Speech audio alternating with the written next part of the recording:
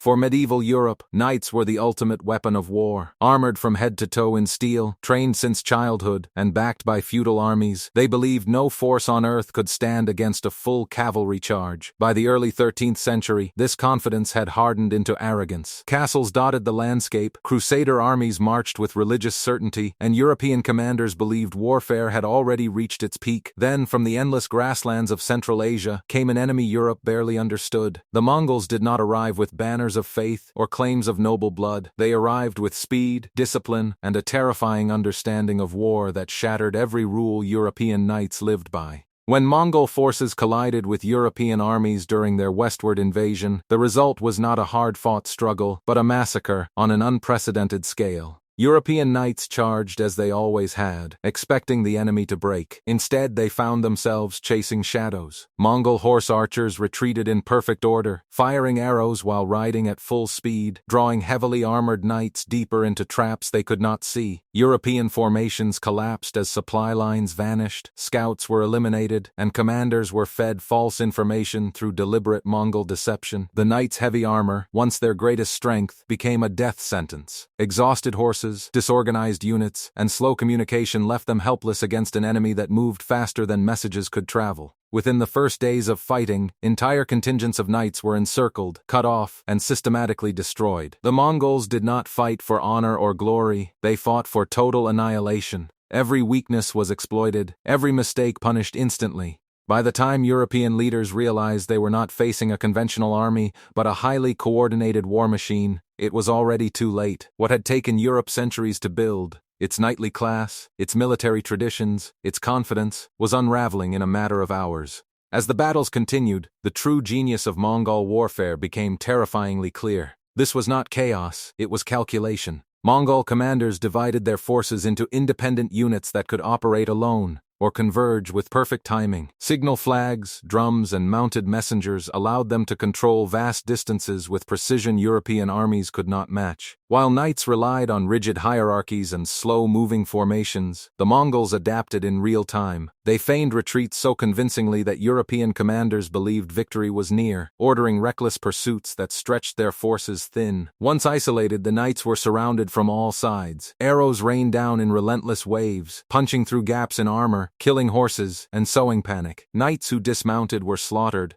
Those who stayed mounted were dragged down by exhaustion and fear. Mongol engineers brought siege tactics into open-field warfare, using fire, smoke, and psychological terror to break morale before the final strike. Prisoners were sometimes forced to march ahead of the Mongol army, spreading fear and confusion among European defenders before a single blow was struck. Entire towns surrendered without resistance after hearing what happened to armies that stood against them. In just 3 days of concentrated fighting, European forces numbering in the tens of thousands ceased to exist as organized armies. The battlefield was not a place of heroic last stands, but a landscape of systematic destruction. Noble titles, coats of arms, and centuries of lineage meant nothing against an enemy that viewed war as a science. European knights died confused, overwhelmed, and betrayed by the very traditions they trusted. Their commanders could not adapt fast enough. Their tactics belonged to another age. The Mongols had not just defeated them, they had exposed the illusion of medieval European military superiority in the most brutal way imaginable. When the fighting ended, Europe was left in shock. Survivors carried stories that sounded impossible. Armies erased in days, knights unable to even reach their enemy, commanders outmaneuvered at every turn. The psychological impact was as devastating as the physical losses. For the first time, Europe understood that its way of war was not universal, not inevitable, and not unbeatable. The Mongols did not need to conquer all of Europe to change it forever. Their invasion proved that speed, intelligence, and adaptability mattered more than armor and tradition. Military thinkers would spend generations trying to understand how an army from the steppes had dismantled Europe's finest warriors so completely. Castles were redesigned, tactics reconsidered, and the myth of the invincible knight quietly began to die. Although the Mongols eventually withdrew, their shadow lingered over Europe for centuries.